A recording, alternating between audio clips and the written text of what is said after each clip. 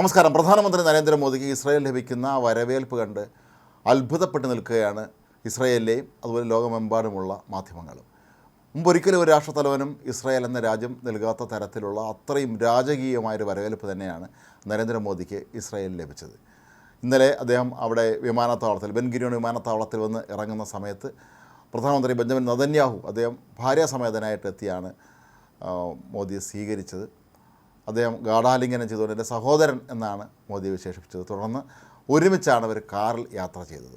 നരേന്ദ്രമോദിയുടെ ഒരു രീതിയെക്കുറിച്ച് പലരും പറയാറുണ്ട്, കാർ ഡിപ്ലോമസി എന്നും മറ്റും പലരും വിളിക്കാറുണ്ട്. ലോക നേതാക്കൾ ഇന്ത്യ സന്ദർശിക്കുമ്പോഴോ അതല്ലെങ്കിൽ നരേന്ദ്രമോദി മറ്റു രാജ്യങ്ങളിൽ എത്തുമ്പോഴോ അവിടെയുള്ള ഭരണാധികാരികളുമായി ഒരുമിച്ചൊരു കാറിൽ സഞ്ചരിക്കുക എന്നുള്ളത് മോദി ആദ്യം മുതലേ സ്വീകരിച്ചിരിക്കുന്ന വളരെ മനോഹരമായ ഒരു അടവ് നയമാണ്. അദ്ദേഹം ചൈനയിൽ ഷാങ്ഹായ് ഉച്ചകോടിക്ക് പോയപ്പോൾ അവിടെ റഷ്യൻ പ്രസിഡന്റ് വ്ളാഡിമിർ പുടിനുമൊത്താണ് കാറിൽ സഞ്ചരിച്ചത്. അതിൽ ഇന്ത്യയിലെത്തിയ നിരവധി പ്രമുഖ വ്യക്തികളുമായൊക്കെ തന്നെ അദ്ദേഹം ഒരുമിച്ച് കാറിൽ സഞ്ചരിക്കും. വിമാനത്താവളത്തിലെത്തി അവരെ സ്വീകരിച്ചതിന് ശേഷം അദ്ദേഹം അവരുമൊത്ത് കാറിൽ സഞ്ചരിക്കും. അദ്ദേഹം വിദേശ സന്ദർശനം നടത്തിയപ്പോൾ പല ഗൾഫ് രാജ്യങ്ങളിലും അവിടുത്തെ ഏറ്റവും പ്രധാനപ്പെട്ട വ്യക്തികളാണ് അദ്ദേഹത്തെ അരികിലിരുത്തി കാർ ഓടിച്ചത്. ഇസ്രായേലിലും ഇത് തന്നെയാണ് സംഭവിച്ചിട്ടുള്ളത്. ഇതിൻ്റെ ചിത്രങ്ങളും സോഷ്യൽ മീഡിയയിൽ നരേന്ദ്രമോദി പോസ്റ്റ് ചെയ്തിട്ടുണ്ട്. ഒരുപക്ഷെ ഇസ്രായേലുകാരെ സംബന്ധിച്ചിടത്തോളം അവർ അത്ഭുതത്തോടു കൂടി തന്നെ നോക്കി നിൽക്കുകയാണ്, തങ്ങളുടെ രാജ്യം എത്രമാത്രം സ്നേഹവും ആദരവുമാണ് ഈ മനുഷ്യന് നൽകുന്നത് എന്ന്. എത്രയോ പതിറ്റാണ്ടുകൾ ഇന്ത്യ ഭരിച്ചിരുന്ന രാഷ്ട്രീയ കക്ഷികൾ അംഗീകരിക്കാതിരുന്ന ഒരു രാജ്യത്തെ ഒരു നരേന്ദ്രമോദി പൂർണ്ണമായി അംഗീകരിച്ച് ഹൃദയത്തോട് ചേർത്ത് നിർത്തുമ്പോൾ ആ രാജ്യത്തെ ജനങ്ങൾ അതീവ ആഹ്ലാദത്തോടു കൂടിയാണ് ഈ ഒരു സന്ദർശനത്തെ വരവേൽക്കുന്നത്.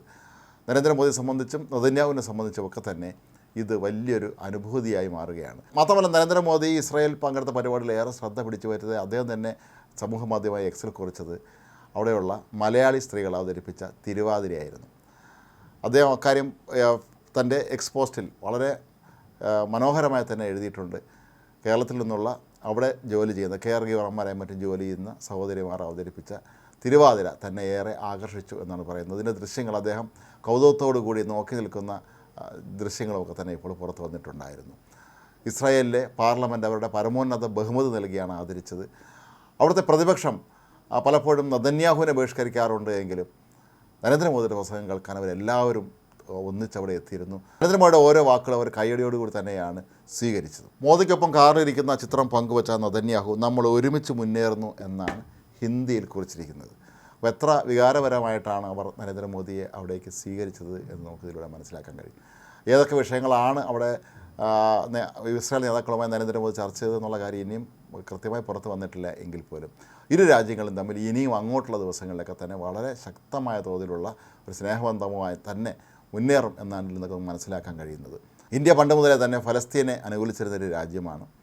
നരേന്ദ്രമോദി ആകട്ടെ ഫലസ്തീനെ തള്ളിപ്പറയാതെ തന്നെ ഇസ്രായേലിനെയും അംഗീകരിച്ചിരിക്കുന്നു എന്നുള്ളതാണ് അതിൻ്റെ ഏറ്റവും പ്രധാനപ്പെട്ട ഒരു സവിശേഷത. കേന്ദ്ര സർക്കാർ ഗാസയിൽ നടക്കുന്ന ആക്രമണങ്ങളെ പലപ്പോഴും അപലപിച്ചിട്ടുണ്ട്. മറ്റു രാജ്യങ്ങൾ അപലപിക്കുന്ന കൂട്ടത്തിൽ ഇന്ത്യയും അപലപിച്ചിട്ടുണ്ടായിരുന്നു അക്കാര്യത്തിൽ. പക്ഷേ 2023 ഒക്ടോബർ 7 ഹമാസ് തീവ്രവാദികൾ നടത്തിയ ഭീകരാക്രമണത്തെ അത് ഇസ്രായേലിനൊപ്പം തന്നെയാണ് തങ്ങൾ നിൽക്കുന്നത് എന്ന് നരേന്ദ്രമോദി പ്രഖ്യാപിച്ചു എന്ന് മാത്രമല്ല, മുംബൈ തീവ്രവാദി ആക്രമണത്തെ ഈ സംഭവവുമായി അദ്ദേഹം താരതമ്യപ്പെടുത്തുകയും ചെയ്തിട്ടുണ്ട്. കാരണം നിങ്ങളുടെ ദുഃഖം ഞങ്ങളുടേതുമാണ് എന്ന് നരേന്ദ്രമോദി പാർലമെൻറ്റിനെ അഭിസംബോധന ചെയ്തുകൊണ്ട് പറഞ്ഞപ്പോൾ അവിടെ എങ്ങും മുഴങ്ങിയത് വലിയ തോതിലുള്ള കരഘോഷമായിരുന്നു. പ്രധാനമന്ത്രി നെതന്യാഹു പറഞ്ഞത് തങ്ങളുടെ വളരെ ദുർഘടമായ ഒരു ഘട്ടത്തിൽ ഇന്ത്യ തങ്ങൾക്കൊപ്പം അല്ലെങ്കിൽ നരേന്ദ്രമോദി തങ്ങൾക്കൊപ്പം നിന്നു എന്നുള്ളതാണ്. അതായത് ഹമാസ് തീവ്രവാദികളും ഹിസ്ബുള്ളയും ഹൂതിയും എല്ലാം വളഞ്ഞിട്ട് ഇസ്രായേലിനെ ആക്രമിക്കുമ്പോഴും ഇന്ത്യ പൂർണ്ണ പിന്തുണയുമായി തന്നെ ഇസ്രായേലിനൊപ്പം തന്നെ നിൽക്കുകയായിരുന്നു.